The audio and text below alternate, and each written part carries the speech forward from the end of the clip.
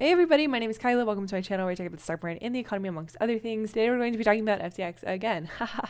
Just gets words. I want to talk specifically about the bankruptcy filing, Sam Bankman-Fried himself, and some of the fallout that could happen from all of this. In terms of the bankruptcy filing, it's just pretty ridiculous. The guy who liquidated Enron is now the new FTX CEO. This is a guy who has walked backwards into hell and faced God, essentially. He's like, this is the worst thing I've ever seen. Just to give you an idea of how bad it is, how terrible it is. He's like, hey, I liquidated Enron, one of the worst companies in the world, and this is worse. And he says this specifically: never in my career have I seen such a complete failure of corporate controls and a complete absence of trustworthy financial information as occurred here. And the bankruptcy filing then goes on to talk about how bad things are, how there's a little bit of a relationship between FTX assets and the government in the Bahamas. There's a slight accusation that Bahamas and FTX might be kind of colluding together, maybe. Then, of course, it talks about the actual holdings of FTX, how, you can price anything at $10 billion, but when it's time to sell it, surely it won't be worth $10 billion.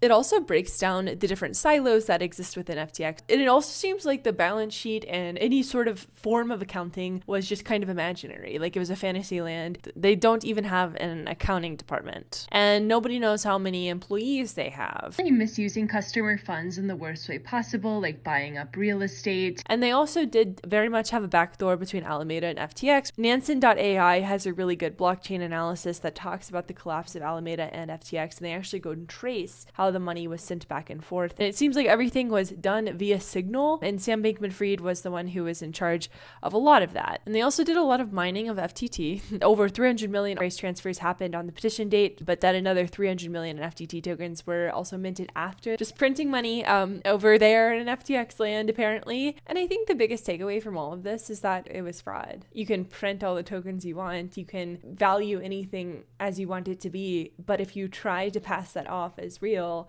it's fraud.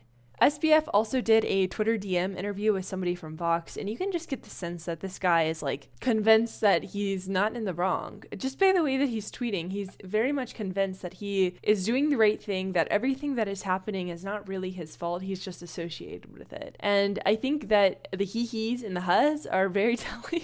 But also it's just, there isn't a sense of remorse. He has this whole effective altruist side of him, but you can sense when you're reading through these messages that he sent back and forth with the Vox person, where he's saying F regulators, where he essentially said that EA was a front for him, that there isn't really any sense of oh, I did something really bad. Even when he talks about accidentally sending $8 billion between him and Alameda and SBF and Alameda and FTX, all of the interlinkage, there isn't any sign of oh, this was maybe not the right thing to do. Now we're starting to see all these dominoes begin to tip. And it also has caused a domino for market makers and fund managers, and we're really just beginning to see how this is going to play out. Genesis, which is a very big institutional part of the crypto universe, is now raising about $1 billion in cash. They raised $10 billion in November 2021. So they're trying to cover the holes from the FTX implosion. And the biggest thing of all of this is FTX did not keep customer money safe. They didn't know where customer money was. And you can see that clearly in the bankruptcy files and the frustration of Ray, who's oh my gosh, what is this? That's the whole takeaway. FTX was a complete failure of corporate controls, and SBF